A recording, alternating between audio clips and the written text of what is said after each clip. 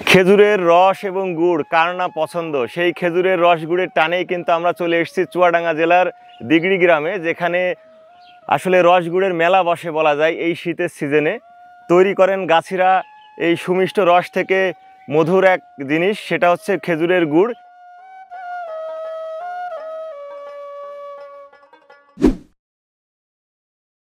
আসসালামু আলাইকুম, শুভ সকাল বন্ধুরা, আশা করি সবাই ভালো আছেন। সুন্দর একটি শীতের সকালের শুভেচ্ছা জানাচ্ছি। এই খেজুর বাগানের মধ্যে দাঁড়িয়ে আশেপাশে দেখতে পাচ্ছেন অসংখ্য খেজুর গাছ। গত পর্বে আমরা দেখিয়েছিলাম কিভাবে একজন গাছে ওঠেন, গাছ কাটেন এবং ভার ঝুলিয়ে দেন। তো শরীফুল ভাইয়ের বাগানে এখন আছি। এখানে পিছনে দেখতে পাচ্ছেন বেশ কিছু খেজুর গাছ, যেই গাছে অনেকগুলো ভার ঝোলানো আছে।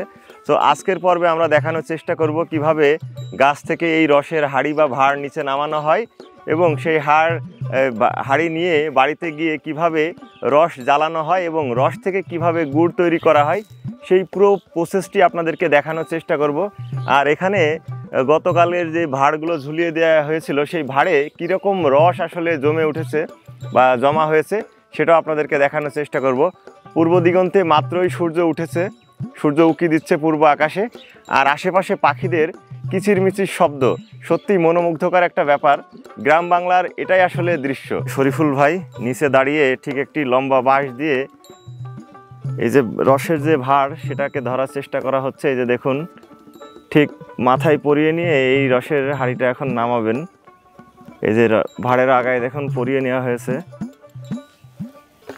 বাঁশ দিয়ে। ঠিক এভাবেই সকালবেলা রসের হাঁড়িটা নামানো হয়, কারণ সকালবেলা খালি পায়ে এই গাছে ওঠাটা খুব কষ্টকর হয়ে যায়। ঠিক দেখুন, এভাবে নিয়ে রসের হাঁড়িটাকে নিচে নামানো হবে।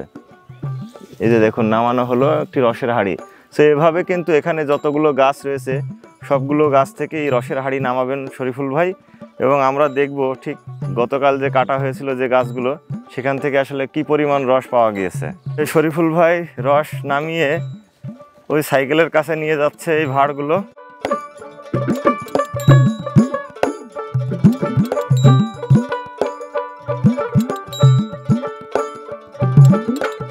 নিজ চোখে হয়তো দেখতে পাচ্ছেন যে এক একটা ভাঁড় এক একটা গাছ থেকে কিন্তু নামানো হয়েছে। কোনো কোনো গাছ থেকে নামানো রসের পরিমাণ বেশি, আবার কোনো কোনো গাছ থেকে নামানো রসের পরিমাণ কিছুটা কম। শরীফুল ভাই বিভিন্ন গাছ থেকে রস সংগ্রহ করার পরে এরকম রসগুলো ঢেলে নিচ্ছেন এই নীল ড্রামের মধ্যে। দুটো ড্রামে করে রস নেওয়া হবে এবং এই রসগুলো কিন্তু জ্বালানো হবে গুড় তৈরির উদ্দেশ্যে। রস সংগ্রহ করার পরে ঠিক দেখুন সঙ্গে সঙ্গে কিন্তু এই যে শরীফুল ভাই ভাঁড়গুলোকে ধুয়ে রাখছেন এখানে। যে রস সংগ্রহ করা শেষ, এখন সাইকেলে করে নিয়ে যাওয়া হচ্ছে বাড়ির উদ্দেশ্যে, সেখানে জ্বালানো হবে। তো চলুন যাওয়া যাক, একবারে দেখা হচ্ছে রস জ্বালানোর স্থানে। মাটির তৈরি এই চুলাটি কিন্তু শুধুমাত্র এই রস জ্বালানোর কাজেই ব্যবহার করা হয়। দেখুন, চৌকোনা একটি চুলা এবং মাটি দিয়েই তৈরি পুরো চুলাটি, এবং বিশেষ এক চুলা। এবং এই যে তাওয়াটি এখন বসানো হচ্ছে, এই তাওয়াটিও দেখুন শুধুমাত্র এই রস জ্বালানোর কাজেই কিন্তু ব্যবহার করা হয়। রস কিন্তু এখন ঢালা হচ্ছে জ্বালাতে। এই যে দেখুন, এরকম ধমে করে যে নিয়ে আসা হলো সেই রস এই যে তাওয়ায় ঢালা হচ্ছে, এবং এই রস জ্বালিয়েই কিন্তু গুড় তৈরি করা হবে। এবং পুরো প্রসেসটাই কিন্তু দেখানোর চেষ্টা করব।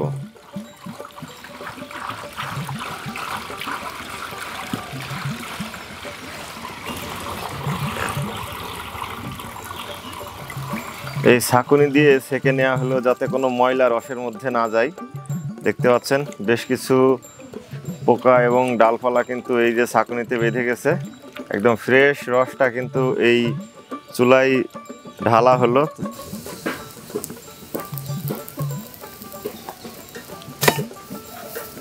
শরীফুল ভাই আগুন ধরিয়ে দিলেন চুলায়। তো ভাই কয় ঘন্টা জ্বালাতে হবে রস? ঘন্টা দেড়েক লাগবে। ঘন্টা দেড় দুই জ্বালাতে হবে, তারপরে কিন্তু এই রস থেকে গুড় তৈরি হয়ে যাবে। আর জ্বালানোর কাজে ব্যবহার করা হচ্ছে দেখুন এই যে খেজুর গাছেরই যেই ডাল, সেটা কিন্তু ব্যবহার করা হচ্ছে। আঞ্চলিক ভাষায় খেজুরের বেগও বলা হয় এগুলোকে। দেখুন কাঁটাযুক্ত ডাল, সেই ডাল কিন্তু জ্বালাচ্ছে এই রস তৈরির কাজে, দেখতে পাচ্ছি আমরা। আর দেখতে থাকুন এই যে ঠিক এরকম কাঁচা রস থেকে কিভাবে গুড় তৈরি হয়ে যায় পুরো প্রসেসটি। 40 লিটার রস ছিল, মনে করেন গুড় 7.5 কেজি 7 কেজি গুড় হবে। আচ্ছা, এখানে এখন জ্বালাচ্ছেন হচ্ছে 40 লিটার রস। মোট ভার ছিল 13 ভার, 13 ভার, মানে এক এক ভারে প্রায় 3 লিটারেরও বেশি পরিমাণ রস থাকে, তাই তো? আচ্ছা, আর এখন এই রস জ্বালিয়ে মোট কত কেজি গুড় পাওয়া যাবে? 7.5 কেজি মতো। 7.5 কেজি মতো গুড় পাওয়া যাবে। 40 বছর ধরে কাটা চলছে। 40 বছর ধরে কিন্তু আমার আব্বা খেজুর গাছ কাটার সঙ্গে ছিলেন। আমাদের বেশ কিছু খেজুর গাছ রয়েছে যেগুলো আমার আব্বাই কিন্তু কাটার কাজ করতেন। এখন কিন্তু এই যে শরীফুল ভাই দেখতে পাচ্ছেন, উনি খেজুর গাছগুলো দেখাশোনা করছে এবং এই যে খেজুরের রস সংগ্রহ করে কিন্তু এই গুড় জ্বালানোর পুরো প্রক্রিয়াটি সম্পন্ন করছে। তো পুরো ভিডিও দেখতে থাকুন। যারা আজকে নতুন দেখছেন, প্রথম দেখছেন, অবশ্যই চ্যানেলটি সাবস্ক্রাইব করে নেবেন, পাশে থাকা বেল বাটনটি অন করে দিবেন আর সাপোর্ট করবেন। আশা করি যারা খেজুরের খাঁটি গুড় নিতে চান, আমার স্ক্রিনে দেওয়া ফেসবুক পেজ এবং ইনস্টাগ্রাম আইডিতে নক করুন। দেখতে পাচ্ছেন এক ধরনের বিশেষ ফেনা বা সাদা ফেনা উঠে গেছে খেজুরের রস থেকে। রস জ্বালানোর পরেই এই ফেনাগুলো কিন্তু তুলে ফেলে দেওয়া হবে যাতে ফ্রেশ গুড় পাওয়া যায়, সেই লক্ষ্যে।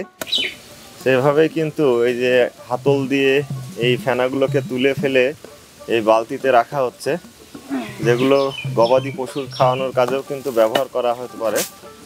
আর এই যে দেখুন, ঠিক অনেক ফেনাই কিন্তু তুলে ফেলা হচ্ছে এই বালতির মধ্যে। তো এভাবে কিন্তু রসটাকে জ্বালিয়ে জ্বালিয়ে গুড়ে পরিণত করা হবে। দেখতে পাচ্ছেন আমরা শুরুতে যে রংটি দেখেছিলাম রসের, রস জ্বালানোর পরে এখন কিন্তু সেই রংটা আর নেই, কিছুটা বাদামি রং ধারণ করেছে এই রস এবং আস্তে আস্তে ঘন হয়ে যাবে এই রস। খুব দারুণ এক রং কিন্তু ধারণ করেছে এখন আমরা দেখতে পাচ্ছি। প্রায় 1 ঘন্টা রস জ্বালানোর পরেই ঠিক এমন সুন্দর অপূর্ব কালার কিন্তু চলে এসছে।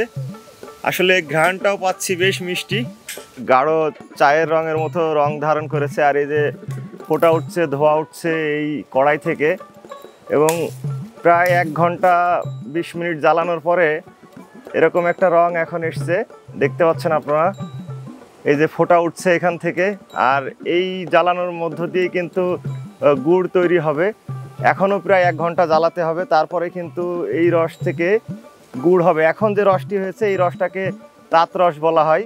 ছোট ছোট গোল্ডেন ফোঁটা ওঠা কিন্তু শুরু হয়ে গেছে। এই গোল্ডেন ফোঁটাগুলাই যখন খুব বেশি মোটা ফোঁটা উঠবে তখনই কিন্তু গুড় হয়ে যাবে, সেটা বোঝা যাবে। এটা যে খাদ্য ময়লা পড়ে আছে, এটা সাফ পরিষ্কার করতে আছে। পরিষ্কার করলে গুড় আরো পরিষ্কার হয়, তাই তো? আসলে যত্ন সহকারে গুড় তৈরি করা হচ্ছে। সাইডে যে ফেনা উঠছে সেই ফেনাটাও কিন্তু তুলে ফেলা হচ্ছে যাতে গুড়টা খুব সুন্দরভাবে ক্লিন থাকে। সুরুল ভাই, আর কতক্ষণ জ্বালাইতে হবে নাকি হয়ে গেছে গুড়? এখনো মিনিট 20 মতো। 20 মিনিট এরকম নাড়তে হবে, তাই তো? দেখতে পাচ্ছেন একদম গোল্ডেন একটি কালার ধারণ করেছে আর একদম পরিষ্কার গুড়। এবং কিছুক্ষণ আগে আপনারা দেখলেন যে এই যে বিশেষ কড়াই, এই কড়াইয়ের চারিপাশটা কিন্তু পরিষ্কার করা হলো যাতে গুড়টা একদম ক্লিন এবং ফ্রেশ হয়। এবং দেখুন এখন একদম চকচকা একটা কালার ধারণ করেছে, বেশ লোভনীয় একটা কালার। আর এই গুড়টা আরও কিছুটা ঘন করা হবে, তারপরে কিন্তু এই বিশেষ কড়াই থেকে নামানো হবে। বন্ধুরা দেখতে পাচ্ছেন গুড়ের যে ফোঁটাগুলো এখন কিন্তু অনেক মোটা মোটা ফোঁটা উঠছে। শুরুতে আমরা দেখিয়েছিলাম যে ছোট ফোঁটা, আর এই মোটা ফোঁটা ওঠা মানেই গুড় কিছুটা হয়ে গেছে বোঝা যাচ্ছে। আর এই যে কালারটা দেখুন একদম গোল্ডেন একটা কালার, বেশ লোভনীয় কালারই বটে। উঁচু করে এটা কি টেস্ট করছেন ভাই? এটা গুড়ে রস আছে কিনা এটা দেখার জন্য, মানে গুড় কতটুকু হয়েছে আসলে হয়েছে কিনা সেটা টেস্ট করছেন। মানে ফোঁটাটা ঘন হইলেই বোঝা যাবে যে গুড় হয়ে গেছে। চুলা থেকে এখন নামানো হলো আর দেখুন একদম গোল্ডেন কালার। এখন এই গুড়টা প্রস্তুত করা হবে সেইভাবে। দেখুন এই কড়াইয়ের এক পাশ থেকে টেনে কিন্তু নিয়ে নেওয়া হচ্ছে একদম এই পাশটাতে, যেদিকে আসলে ঢালু, এক পাশে একটা বাঁশ দিয়ে ঢালু করা হয়েছে কিছুটা যাতে সমস্ত গুড় কড়াইয়ের এক পাশে থাকে। আর দেখুন ওই হাতল দিয়ে টেনে এক সাইডে নেওয়া হচ্ছে। এখন গুড়টা হালকা আছে, কিছুক্ষণ পর প্রস্তুত করার পরে গুড়টা আরোটা কিছুটা ঘন হয়ে যাবে, তখন এই কড়াই থেকে পুরোপুরি নামিয়ে নেওয়া হবে। ভাই এখন যেটা করছেন এটার কাজ কি আসলে? এটা গুড়টা দানা হয়ে যাবে। মানে এই হ্যাঁ, গোটা দানা বসার জন্য বীজটা তুলতে হয়। দেখুন বীজ তোলার কাজ চলছে এখন। এই বীজটাই কিন্তু মেশানো হবে গুড়ের সঙ্গে। গুড়ের সঙ্গে মেশানোর পরে কিন্তু গুড়টা ঘন ধারণ করবে, ঘন আকার ধারণ করবে। দেখুন এই যে বীজ তোলার কাজ প্রায় শেষের দিকে। তো এই যে বীজের সঙ্গে এখন এই গুড়টাকে মেশানো হচ্ছে, অর্থাৎ গুড়ের সঙ্গে বীজ মেশানো হচ্ছে। দেখুন বেশ পরিমাণ গুড় কিন্তু হয়েছে, আর সকালেই দেখিয়েছি আপনাদেরকে ঠিক কত ভার রস এই বিশেষ কড়াইতে ঢালা হলো, এবং তারপরে কিন্তু প্রায় ঘন্টা আড়াই জ্বালানোর পরে এরকম একটি দারুণ গুড়ের দেখা মিলল। তো এভাবেই কিন্তু গুড় প্রস্তুত করা হয়, এবং দেখুন বীজের সঙ্গে মেশানোর পরে কালারটা হয়ে যাবে অন্যরকম। এখন যে কালারটা দেখতে পাচ্ছেন একটু ঘন কালার চলে আসবে। একবার গুড় প্রস্তুত করার জন্য কয়বার মেশাতে হয় এই বীজ? দুবারও দিই, একবারও দিই, তিনবারও দিই। আচ্ছা, মানে এটা নির্দিষ্ট কোনো ব্যাপার নেই, না, মানে গুড়ের উপর ডিপেন্ড করে যে কয়বার মেশাতে হ্যাঁ। হবে। বীজ মেশানোর পরে দেখুন একদম ঘন হয়ে গেছে গুড়টা, আর এটা হচ্ছে দানা গুড় তৈরি হবে। আপনারা অনেকেই জানেন গুড় থেকে পাটালি এবং গুড় দুটাই তৈরি হয়, কিন্তু এখন যেটা দেখতে পাচ্ছেন এটা হচ্ছে দানা গুড়। এটা পাটালি তৈরি হবে না, কিন্তু এটা দিয়ে এক ধরনের ঘন গুড় তৈরি কিন্তু হয়ে গেছে। দেখুন একদম ঘনত্ব ধারণ করে নিয়েছে। সেভাবেই কিন্তু গ্রাম বাংলায় গুড় প্রস্তুত করা হয়। আমরা আজকে আপনাদেরকে দেখালাম কিভাবে রস থেকে গুড় তৈরি হয়।